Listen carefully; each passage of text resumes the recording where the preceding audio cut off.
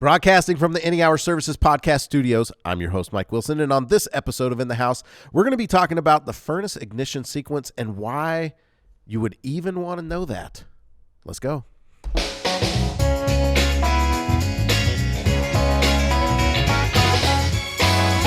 In the House is a podcast about the major systems in the house: electrical, plumbing, heating, and air conditioning. This week, I've got Kevin and Richard in the studio. They're managers over the HVAC install and service department at Any Hour Services. How you guys doing? Doing good. Doing really good. Ooh. Did you say really good to one up his good? You know I did. Wow. That was Subconsciously. I didn't do it on purpose, but Oh. Well, there you go. I'm wondering, are you guys planners when it comes to like Valentine's Day? Do you or are you like the stereotypical guy who procrastinates and like always disappointing your wife? Oh, 100% procrastination on that one. Procrastination Yeah. for you, Oh, yeah. Kevin? I'm You gonna one up him? I'm definitely trying to beat the disappointment of when we got married, you know, because there's definitely... Wait, when you say you're trying to beat the disappointment, I try to beat it every year. So tried to make it more disappointing? It's been disappointing. So to answer your question, no, I'm not a very good planner. But I'm still trying to understand, are you trying to make it more disappointing than the year before? I don't try to, but it just happens to happen. Yeah, but you said I'm trying to beat the disappointment. So what I'm trying to figure out is, are It's you like I'm trying trying- to do... No, stop. Let me ask a question. I'm the host of this mother-loving show, and I need to clarify so I can figure out what kind of guest you are. I don't think I like the tone of his voice. You know what? I don't think your wife likes your Valentine's Day celebration. She doesn't. Okay, so when you say I'm trying to beat the disappointment, are you saying you're trying to make it less disappointing or more disappointing? Less disappointing. It's like Okay. I'm trying to beat the COVID. I'm trying to beat it. Okay, that makes sense. Once we have it in context. I'm sorry, I got a little heated there for a second. I'm not Honestly, I was a little nervous there. For a minute. surprised you, huh? I was thinking Mike was going to kick me off the podcast for good, and I was like, I might like that. So, No, I would never make that as a punishment. Like, it'd be too much of a reward. what about you, Mike? Uh, This is the real truth. What's your wife's number? Let's ask her. oh, you can. I mean, I Get it on don't. speaker. We don't celebrate Valentine's anymore. So Sad. I think I've Honey, I just don't love you enough anymore. only done one good Valentine's, I would say, and that was a complete procrastination. Valentine's Day, I came across a great idea. We actually came across to Screamin' Dill for a cruise for 7 days, and I booked it on Valentine's. nice. So it worked out good for me that day. So procrastination paid off on that She's day. like, I got a surprise for you, baby. Yeah. And then she's like, how come you booked it today? But I knew that if I booked it earlier than that, you might see the credit card, you might see the confirmation email. I wanted it to be as big a surprise as possible. Well, actually, I got home and then I saw what she had done for Valentine's. She made like all these brownies and heart shapes and all that. And so I texted her, I'm like, FYI, I got your gift before I saw what you did. So I kind of won this year. That's awesome. She obviously doesn't listen to the podcast. No, she definitely. Actually, I think she does. Oh, Well, that's good. So tell us, Kevin, what are you doing this year? Like, I'm going to help you because I mean it's a couple of weeks away, Valentine's Day. So I know you've been putting things off until I just asked that question, but we're going to help you. Everyone listening, watching this video, leave some suggestions down in the comments for what Kevin can do. Hey, let's To not leave be this just a to less- Kevin. No, Like, And Richard. I need some help here too. Okay, Kevin and Richard are looking for good Valentine's Day ideas. Okay, do you want to give them any context to the types of things that your wife likes so that they can not just say, get her a nice pen like that? Maybe that does work. I don't know.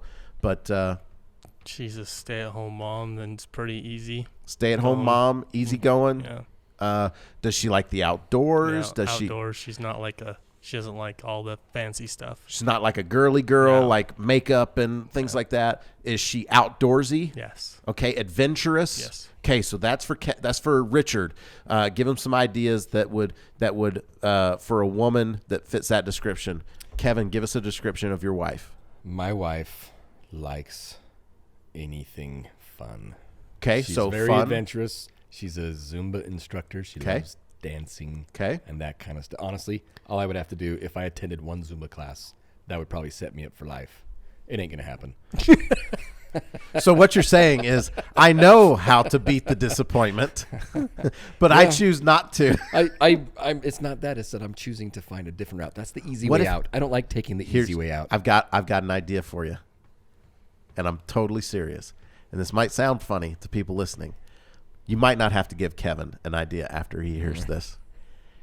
You know that taking a Zumba class would like make her head explode with happiness and love and joy. Set you up for life, I think, is the words that you said. That's what I said. But you don't want to attend a class because I'm assuming you're like me. I would be too embarrassed to try and do Zumba moves in front of anyone It has nothing to do with embarrassment. It has everything to do with I just got better things to do. than to make your wife happy. Yeah. No, that's not what I mean. That's what you said, though. Because you asked in the moment. Next. I'm trying to help, and you're like refusing help. Okay, so I Well, haven't- you I haven't can't finished. tell if you're just like playing this character of a guy that doesn't like want to do anything, or if that's the guy that you are. I like to do lots of stuff. Okay. Just not Zumba. But Valentine's Day is not about what you like, I totally will watch the kids so she can go to her Zumba. Kevin. You're missing the point. That's This is about that's 5 kids. That's 5 times the effort of someone with 1 kid. maybe I'm that just saying. maybe that doesn't mean as much because she knows how you watch the kids. Oh no, she leaves. I totally watch the kids. I watch the one. Let me finish beat the my other one idea. up. Let me finish my idea. And I Yes, know watch you, him do what? I'm going to finish my idea. You don't have to do it. You've proven that you won't do anything. Here's my idea. If Zumba means that much to her, and you've said you don't care about embarrassment, but I think that you do. And this whole better time, give her a coupon. 1 free private Zumba lesson. And then like just when she comes into the room that night, turn on the Zumba music and be like, babe, will you teach me a couple Zumba moves that She's. It's a great idea, Mike. I don't know why that's funny. Because there's a lot of things in my head right now that probably shouldn't be discussed. Well, it's your wife. I'm just so- saying. All right. Well, there you go. If you've got some suggestions for Kevin that require minimal effort for maximum impact, it sounds Hey, like that's what he's going for. I've taken her out of town for Valentine's Day before. I've tried her to get to go do How was that something- disappointing? I don't know. It sure seemed disappointing. So, hey, I got to text somebody. They're like, keep blowing me up. And I'm like, I'm doing a show. Like, check my calendar. Back Keep talk amongst each other. Give each other advice. Where did you take her, Kevin? Actually, I okay, go ahead. That's a good don't question. remember. I can't remember which, because I took her out for her birthday one time, and I've taken her places for our anniversary before, and I don't remember which one I did. Here's an idea. I know Kevin and Kat, your wife a little bit. So maybe what you got to do is plan a night where you can go out and go dancing all night long with her. Like actually plan it. I want you to do one thing. I Look at my face. The reason I look this way is because is because I've been dancing all night long way too many times. I know. That's why it's like you should do it. Like, because isn't she usually the one that says, "Hey, we're going out this time"? You know, we haven't done that. Is for that a it? while. That's a yes or no? We haven't done it for that yet. Of course, she's the one. I'm not the one that's See, now say that. you should do it. All we're saying, Kevin, this is an intervention. I asked if you were a planner, and you said my only objective is to beat the disappointment. We are trying to give you Can ways. I change my answer? Nope. Actually, yes. I'd like to hear what your answer is. My answer is no. I'm not a planner. Change the topic. Move on. All right. Well, let's actually dive into the topic of the show. Why are we talking about the furnace ignition sequence today? Well, I had a great answer for that, Mike. But now that we've been talking on the show, it's because you're the host of this mother show. So that's how come we're talking about that. Is you sent This us an Mother email? Loving show. Yep, that's how come we're talking about it. Because I said we were going to talk about it. Okay. Well, Kevin, what do you think? Why are we talking about the furnace ignition sequence? You know what? I think it's good to understand how furnace works, especially because at the beginning, that's when you're going to notice if it's coming on or not. You know, most people, when you turn your thermostat on and you turn it up and you can hear the few little clicks and whirs and whatever else, knowing what's going on a little bit can let you be aware if something is out of the ordinary. Yeah. I mean, for me, the reason that I thought why do we want to talk about this is the more that I learn about it, one, on the show, like we're trying to bring as much value to people listening as possible. And it is geared more towards not being the most technical, show in the world. It's more geared towards, the homeowner that wants to learn a little bit more about their systems. And for me, that furnace ignition sequence, if you know what should be happening, if something goes wrong and you know what to listen for, and you kind of know the basics of how it should be working, it might help you to be able to okay, well, this happens. Okay, here's where my problem might be. And I just think the more you know, the better. There's such a stigma around, or at least there used to be. I like to think that this show is breaking that stigma. It's not yet. Knowing the sequence really helps us as technicians when we go out, because when we go out to a house and furnace isn't working or something, if someone can give us information, it helps us a lot. Give us a starting point. We're going to say, it doesn't heat the house. Yeah. But if we get it does this and this, then it gives us a better idea of where to at least start and give it. Because a lot of times we'll go out to a house and it's how often you take your car to the mechanic and now it works just fine. Same thing with the furnaces. We get out there and it's now it's working fine. But if we give any sign of symptoms of, hey, it was doing this, it really helps us to even look a little closer to what it may be. Yeah, and the stigma that I was going to talk about was that there's a fear and an anxiety that people have that they don't know enough about the systems in their home and how they work, the electrical, the plumbing, the HVAC, and there's a real fear of being taken advantage of, that somebody's going to come in here and tell me that I need something. How do I know if that's the case? And so, like you said, if people understand a little bit more about how things work, if they can have an educated conversation, and we spend a lot of our time when we go out trying to educate people, but there's a lot of people there's a lot of companies that don't teach their technicians to communicate with the homeowner and to educate and teach them things before they just go in and start making recommendations. And so I think that it's meant to empower people a little bit more than they are right now. So with that being said, let's actually just kind of go into the furnace ignition sequence. We're going to take it from all the way up to the point where the flames start shooting into the thing. So I'm so educated. I'm going to help you understand what the thing is. The flames shooting into the heat exchanger, and it's making heat. So everything that happens before that, because like you said, for the most part, that's what happens, and it works or it doesn't. Yep. So, first thing that happens, how does it kick off that ignition sequence? The one big thing that we get a lot is it just seems like everyone says it's my thermostat. Okay. Thermostat's really the first thing that starts any process with your heating system and cooling system. But that's the communication, right? That's what says, hey, it's too cold in the house. Let's start the furnace. We get that call a lot. It's just my thermostat where, it can be the thermostat, but we get that a lot. It's the thermostat where it's really not the thermostat, but that's the very first thing is it calling for heat? Is the batteries good? Does it have batteries? Is there a wire connection that's been loose or what? Okay. So first thing that happens, thermostat calls for heat, and then what happens? Furnace receives a signal, says, hey, time to turn on. From there, and this is most furnaces, you've got a few that can have a little bit of a variance from what this is. Okay. But your inducer motor will typically kick on. Okay. Inducer motor, basically, its whole purpose is to create a draft. It's drawing air through the heat exchanger, past the burners. It's drawing it through the venturi. I mean, the whole thing is so that it can bring the air through, create the mixture, allow the gas to be able to have the right mixture so that it can ignite, because that's got to be spot on. And then along with that, it also helps pull everything through the heat exchanger and then out the exhaust, out the flue pipes. Okay. Right? So that kicks on before anything happens, essentially to make sure that the pressures are right? Mm-hmm. In doing that, it closes we've got a switch or a sensor called a switch, pressure switch, right? And the whole reason it does that is to make sure that everything is clear and functioning before it actually allows anything to light, right? Okay. I have a question. So when that inducer motor comes on, if you've got we'll just say 80%, which isn't necessarily a high efficient system, got the louvered doors. So when it comes on, it's creating, suction, pulling the combustion air in through that. On the higher efficiency ones where it's got the PVC pipe, when the inducer motor comes on, is it creating it's creating the same suction effect?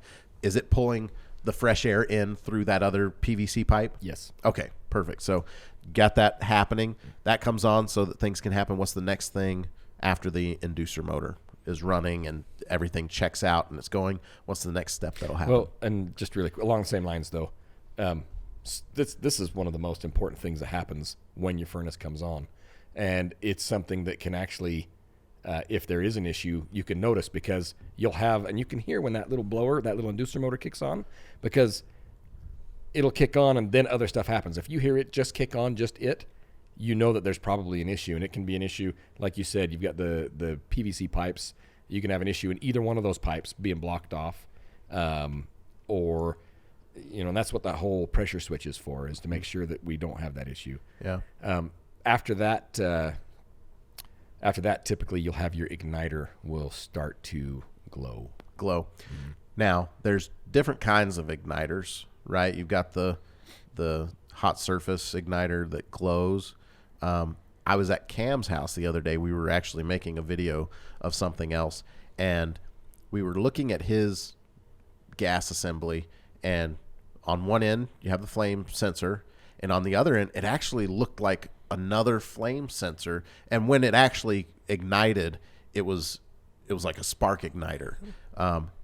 Is that on that end, is it just a spark igniter, or is there another flame sensor down there? It's a spark. Well, it's typically a spark igniter if you've got the flame sensor on the other side. Gotcha. So even though it looks like another flame sensor, it's just there to conduct that arcing, right? Okay, that makes sense. All right, so the igniter will glow, and the spark one, it won't start sparking right away, right? Or does it start sparking immediately? Well, once the pressure switch closes, It'll start sparking? Yeah, once that signal's there, it starts sparking. Okay. And everyone listening, like, even though we're like talking through these things pretty slow, once the inducer that sounds awesome. Once the inducer motor comes on and that pressure switch verifies that everything's good, these next steps happen fairly quickly, right? Okay. So inducer motor switch goes, the igniter comes on. What happens next? And after that, the gas valve opens up and sends a flow of gas. Now, you can have different gas valves. Sometimes it has a little pilot light that starts first. Okay. That's not very many furnaces have that, but Are those on older ones or just certain models? they're usually on the older ones now. Okay. Most everyone's gone to a hot surface igniter now, or a spark, but there are some that do light a pilot, and then the pilot lights the main burner. So I've never understood that. That's just one step that we could eliminate. That but pilot light doesn't stay lit the No. whole time? no. Okay. So then Yeah, that seems weird. Yeah. I'm going to make a small flame before I make a big flame. It's like, just make the big flame. Seems more efficient. Yeah. Then the igniter, the gas valve opens up and starts the flames. So that's the next thing after the igniter starts glowing. Okay, the igniter's glowing so that as soon as the gas is there, it combusts Yep. and turns into flame. So, okay, so gas valve opens, you get flame, hopefully. What's the next step? So your flame is going. Yes. In that step, you've got what's called we've talked about it before, the flame sensor. The flame sensor's job is to sense that the flame has made it from the one side where it ignited all the way to the other side where the sensor is, just to show that we don't have any issue with gas not being lit, and we don't have any gas that's going to build up and have issue that way. Sure. So after it verifies, hey, the flame is still there, because we'll do another episode. Probably our next episode will be all about flame sensors, but we'll talk about that more in depth. But once the flame sensor establishes that there is flame, then it's just heating until. Well, there's some other safety switches and things, Yeah, right?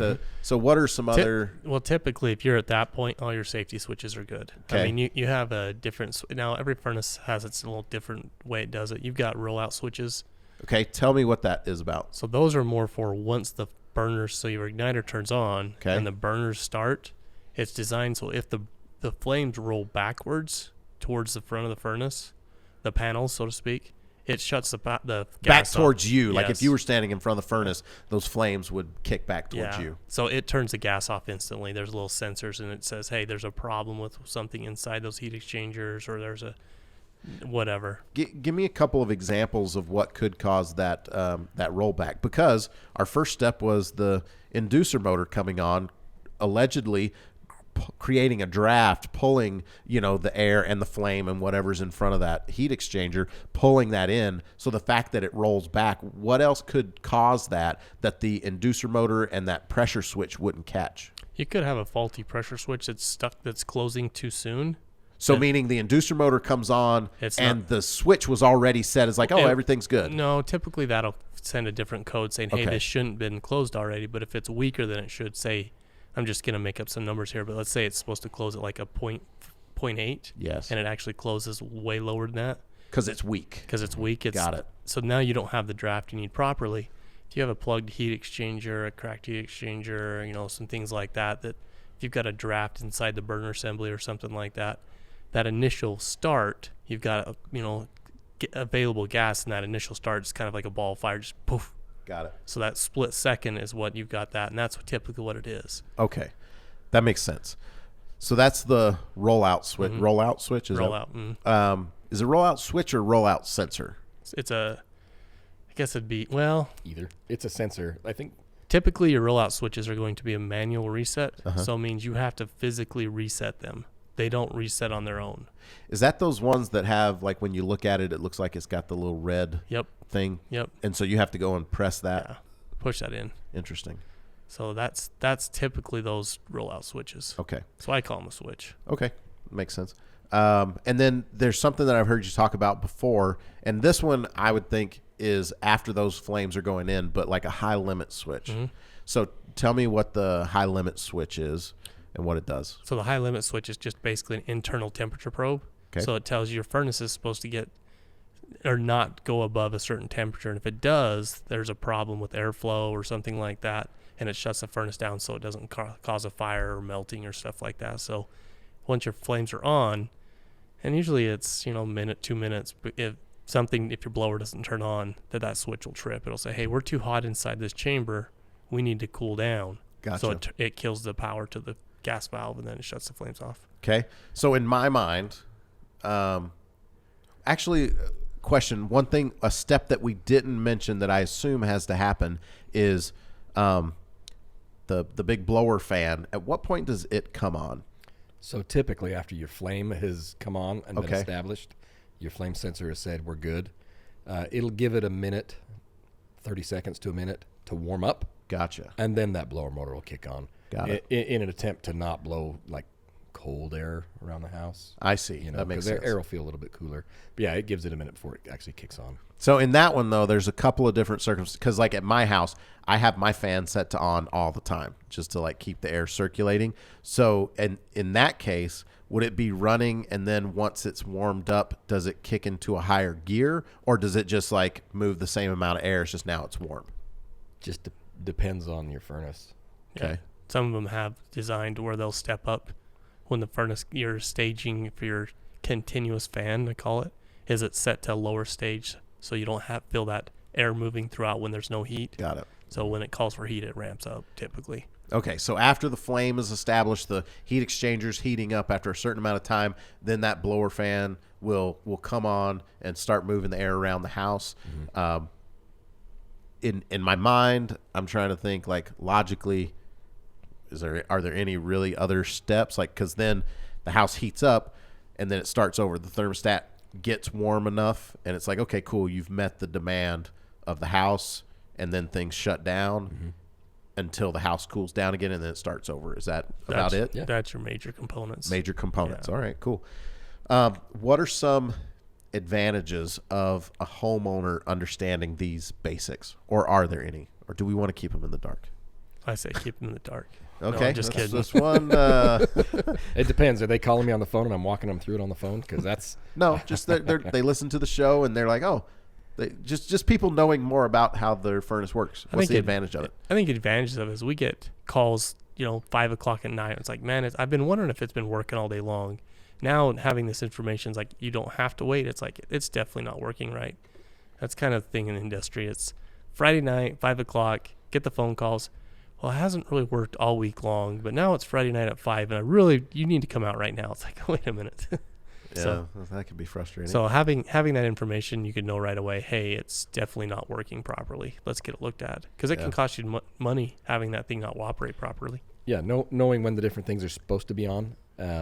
If your blower's running all the time, we talked about that high limit switch. When it opens, it shuts everything down except for the fan motor. Usually that fan motor will just run and run. because it's trying to cool it's trying everything to cool off. it down, purge anything out of there, blow any gas out that might have gotten down in there. And so knowing that, hey, my furnace fan is running, but nothing else is going on, knowing that it's either I've got my fan switched to on instead of auto, or if it's on auto, there's an issue. And just that point. simple thing can let you know that, oh shoot, I need to get somebody to come and take a look at this. Something else that Richard explained to me the other day that I didn't really think about, understanding that when you set your thermostat, your furnace should run until the thermostat reaches the temperature that you did. And so if it's 68 in the house and you set the thermostat to 70, if it runs and you feel warm air for a little bit and then it shuts down before it gets to 70 and then it comes on again, like if it has to turn on and then off and on and off in order to get up to that temperature, then I don't actually remember what you told me the problem is, but it's a problem. What was the problem? We were talking about the fan limit combo switches. Got it. Okay. So your heat, So it's overheating. your high limit could be shutting Maybe. it down and then resetting it. Got it. And you get a lot of that with not having people changing their filters Yes. often enough, or oversized equipment will have that issue too. And people, they'll just let them run because it will get the house up to temperature eventually until it breaks something. Yeah. So So just understanding that is how it's supposed to work. I'm hoping that okay, well, this is how it's supposed to work. My house doesn't do that. I experience this. Cool.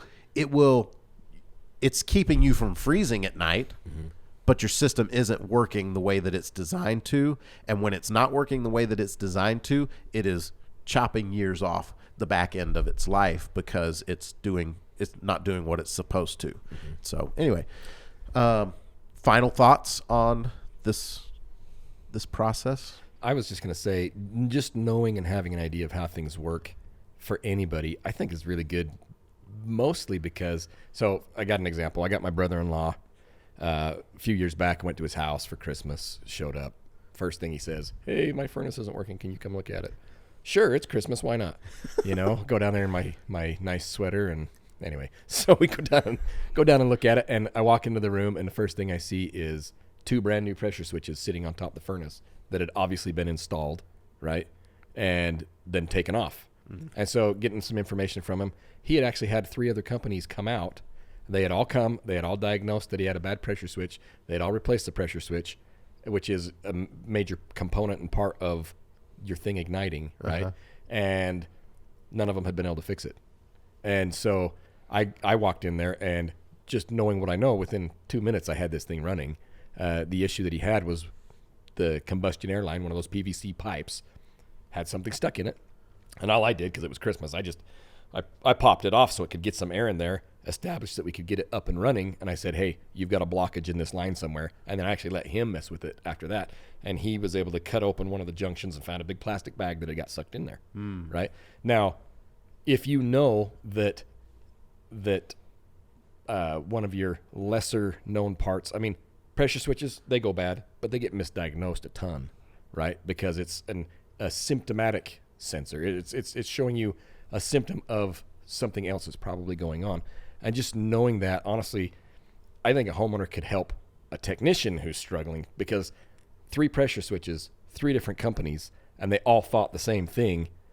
And what do you do in that scenario? So an informed an informed homeowner who can throw out, hey, I've noticed this or I've noticed that. It can actually be helpful when you do have somebody come out there to take a look at things. It's right now, you guys have taught me enough that if my furnace stopped working, I would be able to go down and be like, well, this is the order things should be happening in. Okay, here's where it stopped. And I would be able to give the technician that comes, because I'm not quite to the point where I can do like you and I know everything that all these different side avenues to of what's causing what and what could be happening. But I'd be able to give a technician a very well explained, like, okay, here's the point that we're at, here's what the thing is doing, and they may want to verify, and that's fine, but like I can understand enough that like if the dude comes back to me and says like, oh well, here's this problem, I might know a little bit more, and we can have an educated conversation there with each other. And as a homeowner, that makes me feel a lot better understanding how those things work. And I get that like not everyone is curious like I am with the way things work and how it operates and stuff like that, but some people are. And this show is for that person. Thank you for watching, person that's curious. Anything else? Okay. Thanks for having us. Thank you for being here. Thanks for not pulling attitude like Kevin did at the beginning of the show. That wasn't very nice. Hey, we never told my dad joke.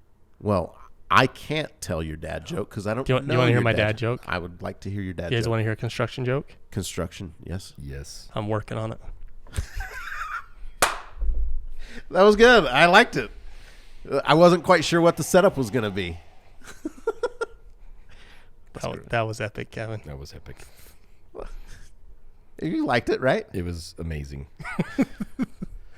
I hoped you go Zumba dancing one of these days.